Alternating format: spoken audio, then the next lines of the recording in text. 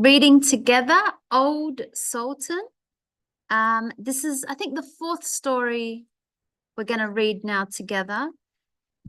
So, Old Sultan, read with me, follow my pronunciation, and then we can watch a video about the story. But first, let's read and try to imagine what is happening inside your mind. So read the story and think about what is happening.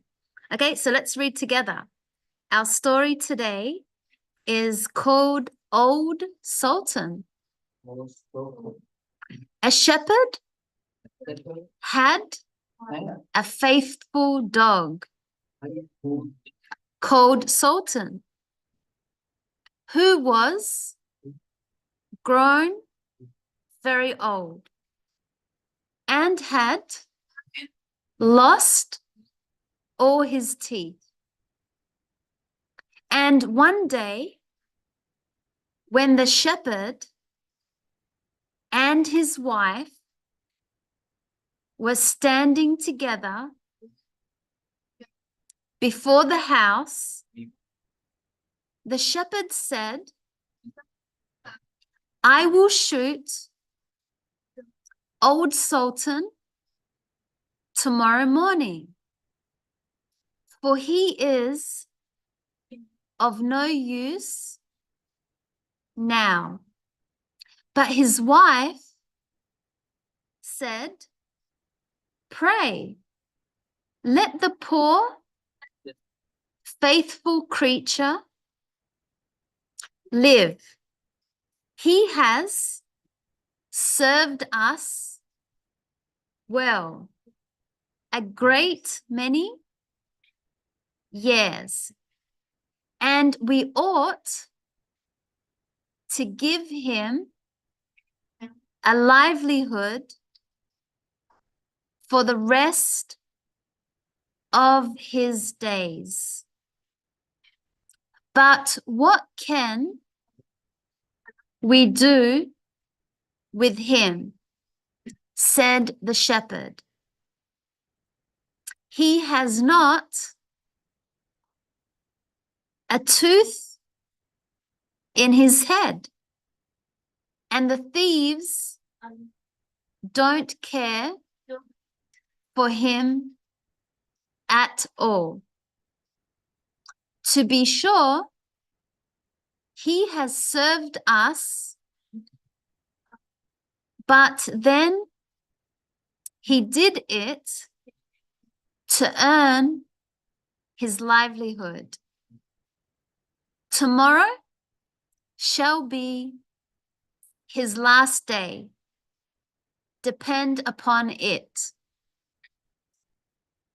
Poor Sultan, who was lying close by them, heard all that the shepherd and his wife said to one another, and was very much frightened to think tomorrow would be his last day. So in the evening, he went to his good friend, the wolf, who lived in the wood, and told him all his sorrows and how his master meant to kill him in the morning. "Make yourself easy," said the wolf. "I will give you some good advice. Your master, you know, goes out every morning very early with his wife into the field, and they take their little children with them. and lay it down behind the hedge in the shade while they are at work. Now, do you lie down close by the child and pretend to be watching it? And I will come out of the wood and run away with it. You must run after me as fast as you can, and I will let it drop. Then you may carry it back, and they will think you have saved their child and will be so thankful to you that they will take care of you as long as you live. The dog liked this plan very well, and accordingly, so it was managed. The wolf ran with the child a little way. The shepherd and his wife screamed out, but Sultan soon overtook him and carried the poor little thing back to his master and mistress. Then the shepherd patted him on the head and said, "Old Sultan has saved our child from the wolf, and therefore he shall live and be well taken care of and have plenty to eat. Wife, go home and give him a good dinner, and let him have my old cushion to sleep on as long as he lives." So from this time forward, Sultan had all that he could wish for. Soon afterwards, the wolf came and wished him joy and said, "Now, my good fellow, you must tell no tales, but turn your head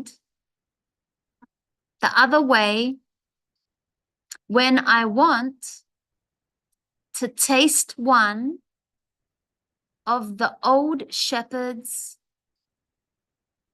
fine fat sheep." "No," said the Sultan, "I will be true to my master."